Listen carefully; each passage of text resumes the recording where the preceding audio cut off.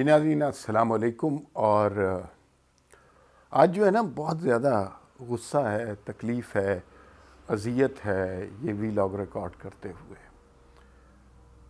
جو کچھ اس ملک کے ساتھ ہو رہا ہے اور جو کر رہے ہیں وہ اچھا نہیں کر رہے.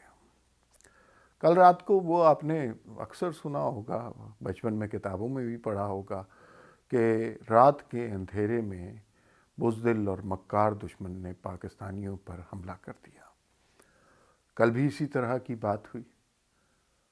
بیچارے پاکستانی 22 کروڑ لوگ سوئے ہوئے تھے اور رات کو پیٹرول کی قیمت میں 2 بجے کے قریب 8.5 روپے کا اضافہ کر دیا. ابھی چند دن پہلے یہ اضافہ جو ہے وہ تقریباً 10 روپے کا ہوا تھا اور ابھی چند دن کے بعد اس میں مزید اضافہ ہوگا. اور لوگوں کی مہنگائی سے اب چیخیں نکل گئی ہیں، لوگوں کی بس ہو گئی ہے. بہت بہت ظلم ہو چکا ہے. آپ دیکھیے کہ ہوس اقتدار میں چند لوگوں نے، چند قوتوں نے اس ملک کو کتنا برباد کیا ہے. اس ملک کے 22 کروڑ عوام کی زندگی کس طرح اجیرن کی ہے. انہیں بالکل احساس نہیں ہے کہ وہ تم نمبر گیم دیکھتے ہیں کہ ایک ٹیبل سے ادھر سے 10 روپے نکالے ادھر ڈال دیے. ایک عام آدمی کی زندگی پر اس سے کیا فرق پڑتا ہے انہیں بالکل بھی اندازہ نہیں ہے. اب ہم اس صورتحال کا کس کو الزام دیں، کس کو ملزم قرار دیں، کس کو مجرم قرار دیں. عمران خان کو کہیں تو ٹھیک ہے، عمران خان بھی شریک جرم ہے. وہی اس وقت وزیر اعظم ہیں اور وہی ان کے وزرائے کرام ہیں جو گالی گلوچ کے علاوہ بات ہی نہیں کرتے.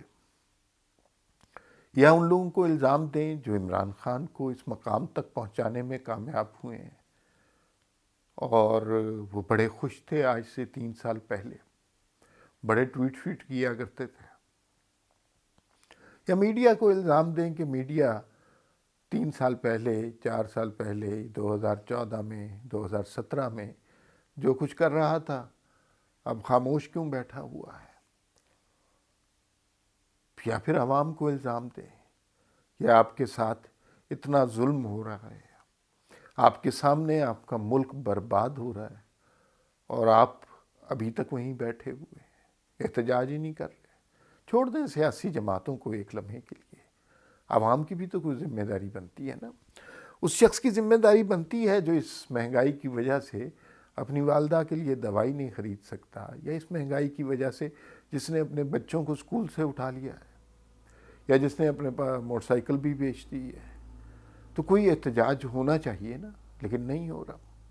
یا پھر ہم اسمبلی کو جو مورد الزام ٹھہرائیں. وہاں پہ کیا ہو رہا ہے؟ ڈیبیٹنگ کلب بن گیا، تقریریں ہوتی ہیں، پریس کانفرنس ہو جاتی ہے اور بس پی ڈی ایم کا جلسہ ہو جاتا ہے اور بس. اس ملک کے حالات تبدیل نہیں ہو رہے، بدتر سے بدتر ہوتے جا رہے ہیں. تو وہ قوتیں جنہوں نے 3 سال پہلے نئے پاکستان کی نوید سنائی تھی، وہ قوتیں اس کی ذمہ دار ہیں، بالکل اس کی ذمہ دار ہیں. 22 کروڑ لوگ اس وقت جھولیاں اٹھا اٹھا کر عمران خان کو اور عمران خان کے لانے والوں کو بددعائیں دے رہے ہیں. اور انہوں نے جو خواب دیکھے تھے یا ان کو جو خواب دکھائے گئے تھے وہ سارے اب چکنا چور ہو چکے ہیں. اب کوئی سرحد باقی نہیں ہے جس پہ اس حکومت کا اور اس کے لانے والوں کا دفاع کیا جا سکے. اب معاملات اس حد تک پہنچ گئے ہیں، لوگ غربت کے مارے خودکشیاں کر رہے ہیں. جو برین ڈرین ہو رہا ہے، جو ذہین لوگ ہیں، جو اچھے اسٹوڈنٹس ہیں یا پی ایچ ڈی ڈاکٹرز ہیں یا پڑھے لکھے لوگ ہیں، وہ ہر طرح کوشش کر رہے ہیں کہ اس ملک سے باہر نکل جائیں، کسی اور ملک میں چلے جائیں، وہاں پہ اپنا کیریئر بنائیں. کیونکہ انہیں اندازہ ہو گیا یہاں پہ تو یہی کچھ ہوگا، یہی تسلط، یہی جبر اور یہی ظلم کی روایت قائم رہے گی.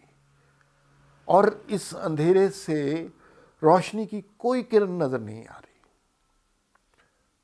مثلا یار اس طرح ہو سکتا ہے کہ اچانک ہی آپ لوگوں پہ اتنا ظلم کر دیں. لوگوں کے روزگار ختم ہو گئے, تنخواہوں میں اضافہ نہیں ہو رہا, ہر روز قیمتوں میں اضافہ ہو رہا ہے, اور اس کی وجہ وہ معاہدہ ہے جو آئی ایم ایف سے کیا ہے. اب پاکستان کی اکانومی کو وزیر خزانہ جنرل باجوہ یا عمران خان نہیں چلا رہے. اب یہ معاملات آئی ایم ایف کے سپرد ہیں. اسٹیٹ بینک چلا رہا ہے جو باہر کی دنیا کے قبضے میں ہے. ان کی مرضی کہ وہ جب جتنا مرضی پیٹرول کی قیمت بڑھا دے, ہم اس کے آگے اف بھی نہیں کر سکتے. اس لیے کہ جب یہ حکومت آئی تھی تو انہیں کسی نے کہا کہ آئی ایم ایف کے علاوہ کوئی طریقہ نہیں ہے پیسہ حاصل کرنے کا. جو انہوں نے لکھا انہوں نے فٹافٹ دستخط کر دیے. ایک سیکٹری فائنانس ہوا کرتے تھے, انہوں نے کوشش کی کہ یہ جو کچھ آپ کر رہے ہیں اس کا بہت پاکستان کے عوام کو نقصان ہوگا. ان کو ٹرانسفر کر دیا گیا کیونکہ جلدی تھی. منصوبہ بنایا تھا 10 سال, اس 10 سال منصوبے کو کامیاب کرنا تھا. اب کامیاب ہو گیا. جائیں کسی گلی میں پوچھیں اپنے ادارے کے بارے میں, جائیں کسی گلی میں اور پوچھیں کہ عمران خان کرپٹ ہے کہ نہیں ہے.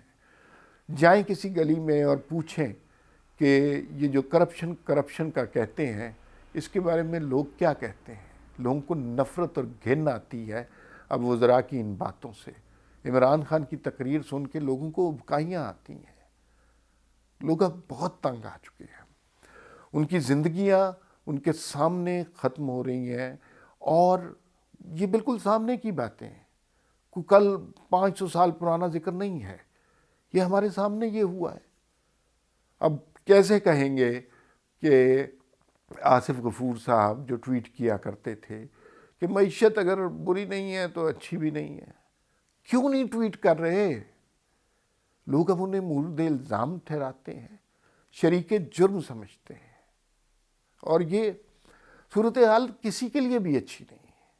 اگر جو اقتدار میں ہے وہ سمجھ رہے ہیں کہ اس سے انہیں فائدہ ہو رہا ہے, تو کل کو لوگوں کے ہاتھ آپ کے گریبان پہ ہوں گے.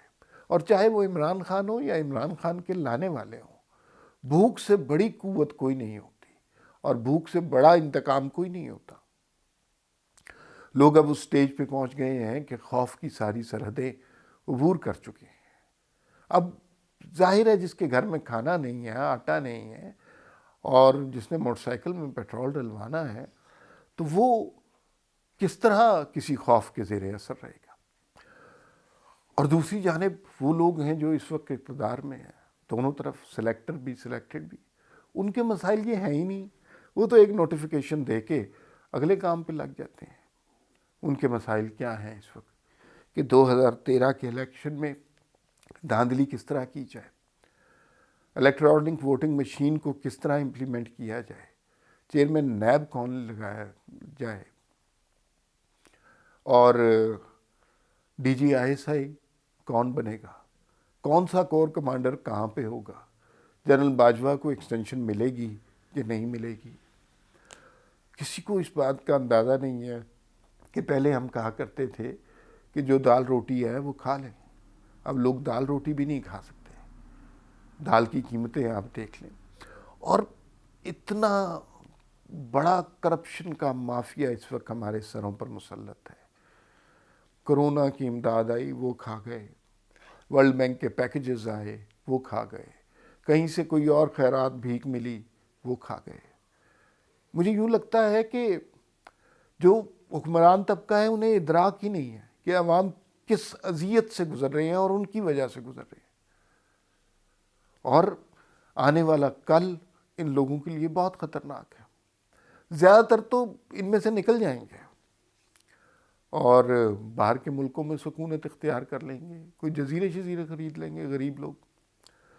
کہ یہاں پہ جس کی زندگی ختم ہو گئی اس کا جواب کون دے گا. اور مسائل کیا ڈسکس ہو رہے ہیں کہ تحریک لبیک کالعدم ہے یا بین ہے, انہیں اثاثے کے طور پہ رکھنا ہے یا نہیں رکھنا, سیاست میں آگے نواز شریف کے خلاف استعمال کرنا ہے کہ نہیں کرنا. یہ بات اب سیاسی گفتگو سے بہت آگے نکل گئی.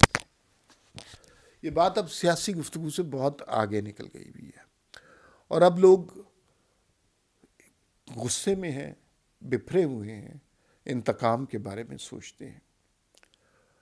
पिछले दिनों बस यही बात करनी थी और यही रोना रोना था। पिछले दिनों एक प्रोग्राम में एक गलती हुई, उसका एतराफ़ कर लेना चाहिए कि संधेला साहब हमारे दोस्त हैं, वो स्काइप पे प्रोग्राम करते हैं। उसमें मैंने एक जुमला कहा कि एक वक्त आएगा कि ये इस्टेब्लिशमेंट हाथ में वजारत उज़्मा की तिश्तरी लेके घूमेगी और कोई शख्स वजारत उज़्मा कबूल नहीं करेगा। अब सूरत हाल यही है। मैंने ये कहा कि शायद ये जुमला चौधरी शुजात का था, लेकिन एक हमारे दोस्त हैं अरशद परवेज़ साहब इटली से, उन्होंने बताया कि ये जुमला जावेद हाशमी का था, तो ये गलती मुझसे हुई, मैं इसके लिए मादरत चाहता हूँ। और बात बिल्कुल सही है। इस वक्त कोई भी वज़ीर आज़म आ जाए, अगले 10 साल तक ये मुल्क ठीक नहीं हो सकता, इसलिए कि आपने एक तरह से IMF के हाथों ये मुल्क गिरवी रख दिया है और इस मुल्क के 22 करोड़ आवाम को बैनुल अक़वामी मालियाती इदारों का ग़ुलाम बना दिया है। ग़ुलाम जो हैं वो शिकायत नहीं कर सकते, शिकवा नहीं कर सकते, उन्हें अगर दर्द हो तो फिर वो आह नहीं भर सकते।